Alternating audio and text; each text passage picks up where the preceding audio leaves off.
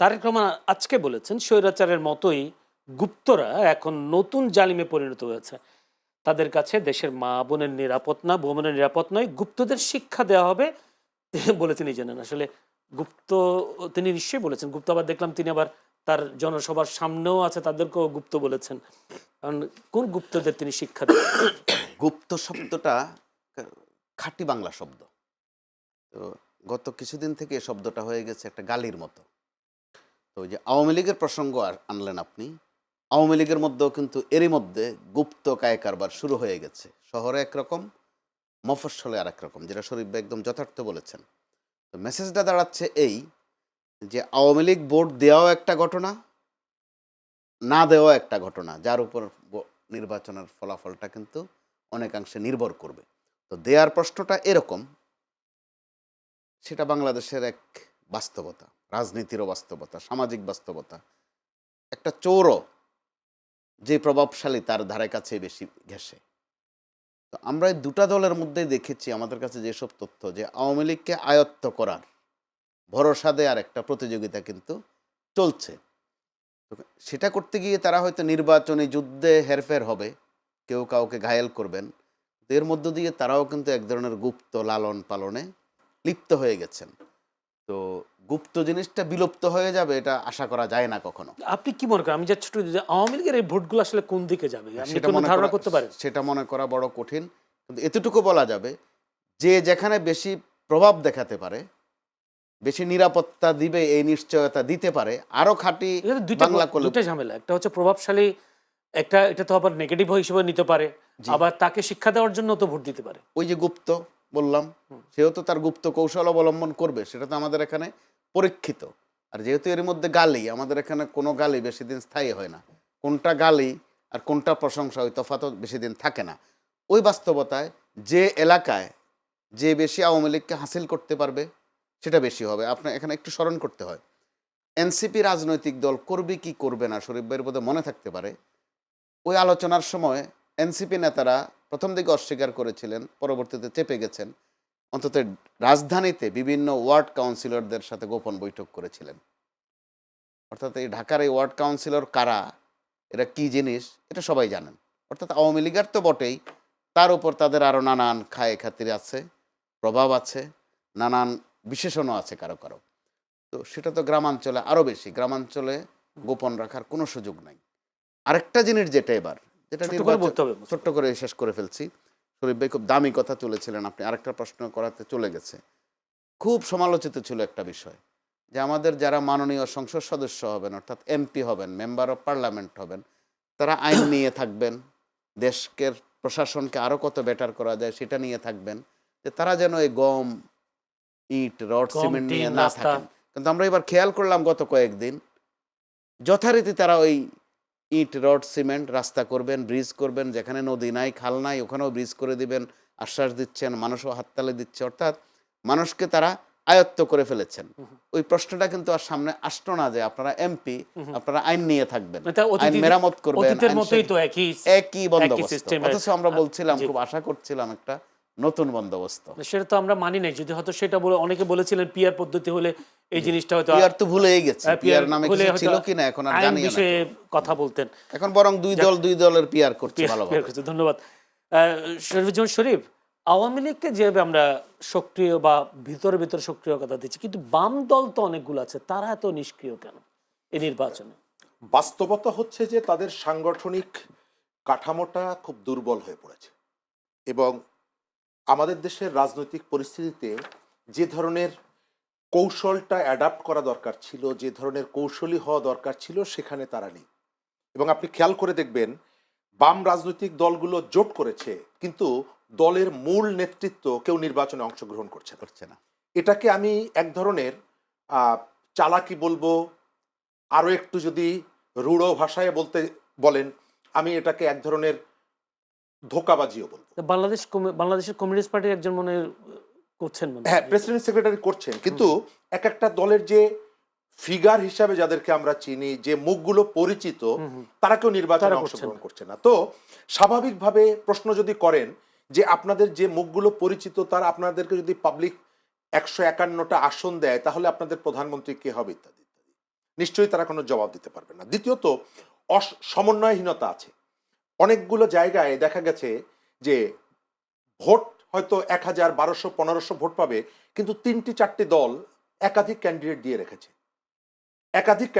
রেখেছে, অর্থাৎ নির্বাচনী পলিটিক্সে যে ধরনের প্রস্তুতি থাকা দরকার, যে ধরনের সমন্বয়টা থাকা দরকার, সেই ইচ্ছাটা যেমন তাদের নেই, প্ল্যানগুলো তাদের মধ্যে নেই, এবং ধারাবাহিকতাটা তাদের নেই। তাদের একটা, আমি এই রাজনীতির সমর্থক হলেও আমার মধ্যে যথেষ্ট মানে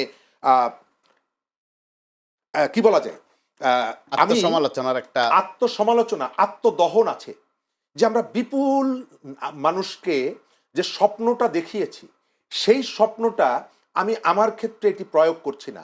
আমি আন্দোলনে আছি, আমি সংগ্রামে আছি, কিন্তু নির্বাচন এলে আমার মধ্যে একটা প্রবণতা থাকে যে নির্বাচনটা চলে যাক, তারপরে আবার পল্টনের সামনে গিয়ে বড় বড় বক্তৃতা করব, ঝাঁঝালো বক্তৃতা করব। কিন্তু রাজনৈতিক ক্ষমতায়ন ছাড়া নির্বাচনের মধ্য দিয়ে আপনি যদি ক্ষমতাটা আপনার হাতে না নিতে পারেন, তাহলে এটি যে ওই সাধারণ মানুষের ভাগ্য পরিবর্তনে কোনো ভূমিকা রাখতে পারে না, এটা আমরা অনেক সময় ভুলে যাই।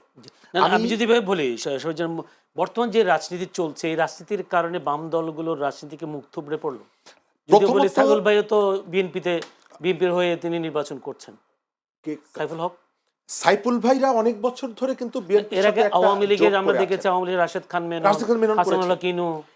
এইখানে কেউ কেউ হয়তো সুবিধাবাদী প্রবণতা আছে, যেটা আমরা বাইরের থেকে বলি, আবার তিনি তার জায়গা থেকে বলে যে এটি হচ্ছে আমার একটা কৌশল। সাইফুল ভাই অনেক বছর ধরে বিএনপির সঙ্গে তাদের যে গণতন্ত্র মঞ্চে ছিলেন, সেই জায়গা থেকে বিএনপি তাকে সমর্থন দিয়েছে। আপনি খেয়াল করবেন, সাইফুল হক যদি বিএনপিতে যোগদান করে রাশেদের মতন ধানের শীষ চাইতো, নিশ্চয়ই বিএনপি তাকে হয়তো বিমুখ করতো না, কিন্তু সেই জায়গাটা কিন্তু যায়নি। আবার আরেকটা জায়গা হলো যে তিনি যে পোস্টারটি করেছেন, বড় অক্ষরে লিখে রেখেছেন বিএনপি সমর্থিত বিপ্লবী ওয়ার্কার্স পার্টির প্রার্থী। অর্থাৎ আপনি এই জায়গাটায় কোনো জায়গাটায় সুবিধার জন্য আপনি কতগুলো জায়গায় ছাড় দিচ্ছেন। বামদের যে জায়গাটা, বামরা যদি এইভাবে নির্বাচন থেকে নিজেদেরকে গুটিয়ে রাখা অথবা কোনো পরিকল্পনাহীনভাবে একটা টাইম পাস করার যে পলিটিক্সটা যদি অনবরত করতে থাকে, তাদের পৃথিবীটা ক্রমশ ছোট হয়ে আসবে। এই জায়গায় ক্রমশ ছোট হয়ে আসবে। যোগ করি এখানে, ছোট হয়ে এর মধ্যে এসেছে, ছোট হয়ে এসেছে, যথারীতি এসেছে। এই বিষয়ে 1 মিনিট বেশি না, এরপর আমি আপনাকে অন্য একটা প্রশ্ন করব। একটু দৃষ্টান্ত হিসাবে উল্লেখ করি, হাসানুল হক ইনু অথবা রাশেদ খান মেনন অথবা কমিউনিস্ট পার্টির মঞ্জুরুল হাসান খান, তারা কিন্তু চেষ্টা করেছেন যে বুর্জুয়া রাজনীতির সাথে স্রোতে মিলতে, কিন্তু নির্বাচনের স্রোতে খুব একটা মিলতে পারেননি। বুর্জুয়া রাজনীতির সাথে মিলতে গিয়ে তারা নামাজ রোজার দিকেও কিন্তু যথারীতি ঝুঁকেছেন, এমনকি হজ পর্যন্ত করেছেন। তো দেখা গেছে মানুষের কাছে নিয়মিত হাস্যকর হয়েছেন। অথবা ট্রেজেডি কি দেখেন, এখনো আমাদের যে বিভিন্ন ছোট্টখাট্ট সংগঠনগুলো আছে, এমনকি যদি আমি উদাহরণ হিসাবে বলি যে গৃহপরিচারিকাদেরও একটা সংগঠন আছে বাংলাদেশে, তারাও কিন্তু তাদের অভাব, অভিযোগ, কষ্টের কথা প্রথমে এসে বাম সংগঠনগুলোর কাছেই বলে। আপনি বিভিন্ন যে পেশাজীবীদের মধ্যে ছোটখাটো সংগঠন আছে, তারাও তাদের কাছেই বলে। তো ট্রেজেডিটা হচ্ছে যে নির্বাচনের সময় এখনো বলা হচ্ছে স্লোগানে ভোট চাই, দোয়া চাই। বামদের জন্য দোয়া কিন্তু করে, আপনারা মানুষ ভালো, কিন্তু ভোটটা আরেক দিকে, ভোটটার দিকে। যে আমি যদি এইভাবে বলি, একটা প্রশ্ন, আজকে গত রাতে জামায়াত ইসলামীর আমিরের এক্স অ্যাকাউন্ট হ্যাকের ঘটনায় বঙ্গভবনের সহকারী প্রোগ্রামার মোহাম্মদ সরওয়ার আলমকে আটক করায় আইন শৃঙ্খলা রক্ষাকারী বাহিনীকে ধন্যবাদ জানিয়েছেন জামায়াত ইসলামীর আমির ডাক্তার শফিকুর রহমান। তিনি বলেন, আমার ভেরিফাইড এক্স আইডি যেখান থেকে হ্যাক হয়েছে সেই সংশ্লিষ্ট ব্যক্তিকে আইন শৃঙ্খলা রক্ষাকারী বাহিনীর হাতে আটক হয়েছে। তিনি আশা প্রকাশ করে বলেন, আমি আশা করি এখন ন্যায় বিচারটা পাবো, তা খুব প্রয়োজন। আসলে তো কি হ্যাক হয়েছিল তো নাকি এই বঙ্গভবনের লোক যিনি কর্মকর্তা উনি কি এখন পর্যন্ত রহস্যজনক। যখন জামাত থেকে অভিযোগ করা হলো, আচমকা অভিযোগটা কিন্তু বিএনপির দিকে তারা অভিযোগের তীর ছড়েনি, অথচ তাদের সমালোচনা করেছে এই বিষয়ে সবচেয়ে বেশি বিএনপি, নাম দাম ধরেই করেছে। যখন জামাত ইসলাম থেকে যখন অভিযোগ করা হলো, নাটকীয়ভাবে এবং অবিশ্বাস্যভাবে, আমাদের চোখও ওইদিকে ছিল না, দেখা গেল যে গ্রেপ্তার হয়ে গেলেন ওখানে একজন, যে কারণে গোটা বিষয়টা এখন পর্যন্ত কিন্তু রহস্যাবৃত্ত। ঠিক তার আগেই কিন্তু ঢাকা 17 আসনের ডাক্তার সাহেবের ভিডিওটা ভাইরাল হলো। পরে আবার দেখা গেল যে এটা আগের ঘটনা, হোক আগের ঘটনা, ঘটনা তো ঘটনা। অর্থাৎ এর মধ্য দিয়েও যে কে কাকে বুলিং করছে, কে কাকে কোন গ্যামলিংয়ে ফেলছে, আমাদের বোধহয় বুঝতে আরো কয়েকটা দিন সময় লাগবে। হতে সময় লাগবে। আচ্ছা, একটু যেতে চাই শরীফুজ্জামান শরীফের কাছে। শরীফুজ্জামান শরীফ, সম্ভবত মুন্সিগঞ্জে জামায়াতের এক প্রার্থী তিনি বলেছেন ঢাকা বিশ্ববিদ্যালয় আগে বেশ্যাখানা ছিল, বা যদি আমি দুঃখিত দর্শক শব্দটা উচ্চারণ করেছি, ছিল, মাদকের আখড়া ছিল। এখনকার যে পরিবেশ, সেই পরিবেশ তারা জামায়াত যদি নির্বাচিত হয় সেই পরিবেশ তারা তৈরি করবেন। একদিকে আক্রমণ, একদিকে আশা আকাঙ্ক্ষা, কি বলবেন? ধন্যবাদ। এটা গত কয়েকদিন আগে কিন্তু সারা দেশ তোলপাড় হয়ে গেল, এবং যে ভদ্রলোক পটুয়াখালীর দিকে, তাকে জামাত শাস্তিমূলক ব্যবস্থা বহিষ্কার করলো, কিন্তু আজকে আবার দেখা গেল মুন্সিগঞ্জে আর একজন তিনি প্রার্থী, মানে যাকে বহিষ্কার করেছেন তার থেকে পজিশনের দিক থেকে আরো উপরে, তিনি একই ভাষাটা ব্যবহার করছেন। এটা তাদের মনস্তত্ত্বের মধ্যে যখন থাকে, আপনি চাইলে এটিকে পরিবর্তন করতে পারেন না। আমরা নির্বাচন নিয়ে কথা বলছি।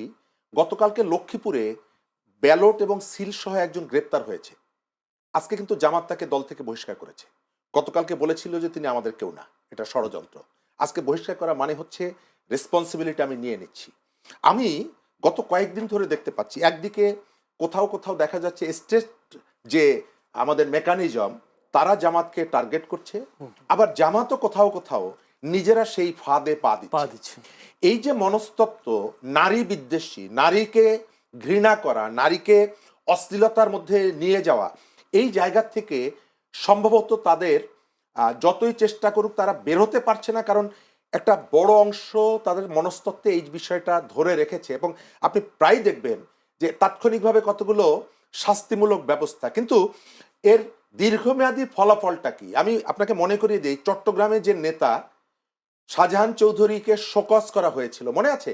প্রশাসন দখল করতে হবে, তারপরে কোনো স্টেপ কি আমরা দেখেছি? না।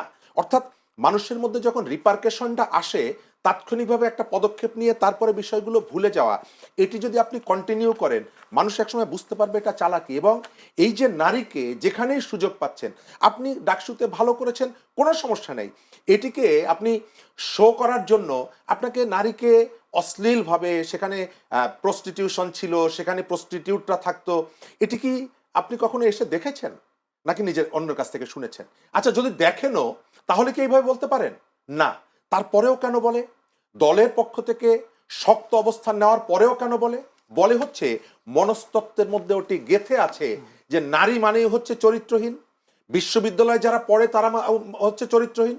এবং এটি যে আজকে ডাকসুকে কেন্দ্র করে বলছে না, কালকে আপনি দেখবেন ওই যে জাকসুকে নিয়ে বলবে, চাকসুকে নিয়ে বলবে, যখন সে এটিকে ওন করে তখন কোনোভাবে এটিকে ঢেকে রাখা যায় না। সেই ক্ষেত্রে আমি একটা ছোট্ট করে একটা প্রশ্ন করি, সেটা হচ্ছে আমরা এই বিশেষ করে এই কথাগুলোর পর আমরা আন্দোলন দেখেছি, মেয়েদের, নারীদের আন্দোলন, কিন্তু আপনার নিশ্চয়ই এটাও মনে আছে জাহানারা আলম, বাংলাদেশ ক্রিকেট বোর্ডের জাহান আলম, যৌন হয়রানি হলো, তার কেঁদে কেঁদে তিনি অভিযোগ করেছেন। এই ব্যাপারে আমরা নারীবাদীদের কোনো আন্দোলন দেখিনি। আচ্ছা, বিষয়টা ব্যাপারটা হচ্ছে প্রতিদিন যে মিছিল মিটিং করতে হবে, নট দ্যাট।